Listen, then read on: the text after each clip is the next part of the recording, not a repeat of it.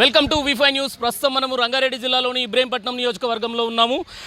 కేంద్ర మంత్రి BJP party కేంద్ర మంత్రి ఈరోజు ఇబ్రహీంపట్నం నియోజకవర్గ బీజేపీ అభ్యర్థి దయానంద్ గౌడ్ నామినేషన్ సందర్భంగా కేంద్ర మంత్రి మహేంద్రనాథ్ పాండే గారు ప్రస్తుతం మనతో ఉన్నారు. ఇక్కడ తెలంగాణలో బీజేపీ పార్టీ ఎలా వెళ్తుంది, ఎలాంటి కార్యాచరణతో ముందుకెళ్తుందో కేంద్ర మంత్రి గారితో మాట్లాడే ప్రయత్నం చేద్దాం.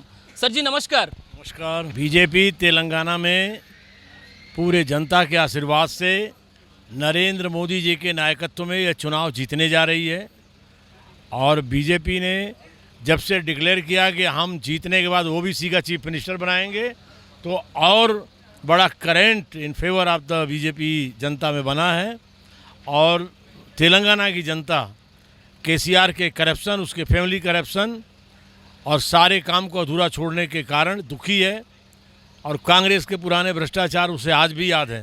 इस नाते वो डबल इंजन की सरकार चाहती है. नरेंद्र मोदी दिल्ली और BJP chief minister Telangana double engine का डेवलपमेंट देखना चाहती है और उसे भरोसा है क्योंकि सेंट्रल गवर्नमेंट ने तेलंगाना को 50 प्रकार से हेल्प किया है. वो जनता को भरोसा बढ़ा है. हमें खुशी है कि इब्राहिमपट्टनम में एक पब्लिक के बीच के पॉपुलर लीडर दयानंद गौड़ को पार्टी ने कैंडिडेट बनाया. बहुत बड़े जन समर्थन पब्लिक सपोर्ट के साथ आज इनका नामांकन हुआ. मैं उन्हें शुभकामना देने आया था. अपने यहाँ तेलंगाना में बीजेपी बीआरएस दोनों एक ही बोल के एक ट्रोल चल रहा है, ये कैसे देखते हैं आप लोग? एक्चुअली बीआरएस और कांग्रेस के अंदर एकता है. वो अंदर खाने मिले हुए हैं. वो बीजेपी से घबराए हैं. उन्हें घबराहट है कि तेलंगाना में बीजेपी अगर सरकार बनाएगी तो बीजेपी 2024 में और भारी बहुमत से आएगी. इसलिए ये मिले हुए हैं. भारतीय जनता पार्टी अपने कर्म, सेवा और अपने कार्यों के आधार पर आती है. इस तरह के अंदर खाने मिलने के काम पे बीजेपी नहीं आती है. एक बड़ा बात पूछना चाह रहा हूँ, यहाँ अपना बंडी संजय बीसी राष्ट्र अध्यक्ष को चेंज बदल के किशन रेड्डी को लाया आप लोग राष्ट्र अध्यक्ष के, फिर अभी क्या बोल रहे बीजेपी पार्टी बीसी सीएम को बनाते यहाँ पे तेलंगाना में भी बोल रहे, उसमें मतलब क्या है? तेलंगाना के अंदर बीसी कम्युनिटी को लीडरशिप देने के लिए और ये पार्टी ने बहुत सोच समझ के यहाँ की कम्युनिटी को और सारी सोसाइटी इसके साथ है. अदर कम्युनिटी भी बीजेपी के इस निर्णय के सपोर्ट में है. फाइनली वी5 न्यूज़ के बारे में वी5 न्यूज़ से तेलंगाना जनों के क्या बोल सकते हैं आप?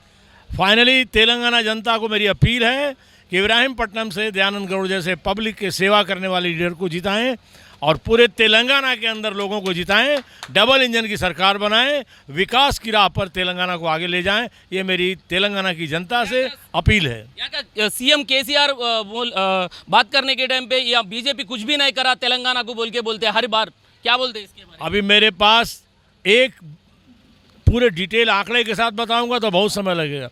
35,000 करोड़ रुपए का यहाँ इंफ्रास्ट्रक्चर सड़कों का किया. यहाँ पर 18,000 करोड़ रुपए की वैक्सीनेशन दिया. 1,776 जन औषधि केंद्र खोले. बीजेपी ने यहाँ पर रेलवे के सारे नेटवर्क पूरा किए. अभी जनजाति विश्वविद्यालय अपनाया. 5 साल से बीजेपी ज़मीन मांग रही थी, तेलंगाना सरकार ज़मीन नहीं दे रही थी.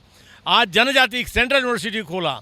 बीजेपी ने टर्मरिक बोर्ड जो यहाँ का तेलंगाना का टर्मरिक उत्पादन उसके लिए बनाया. सैकड़ों काम बीजेपी ने करके दिखाए हैं और करती जा रही है. और जब यहाँ हमारी सरकार आएगी तेलंगाना देश का सबसे विकसित राज्य होगा. Right, thank you sir.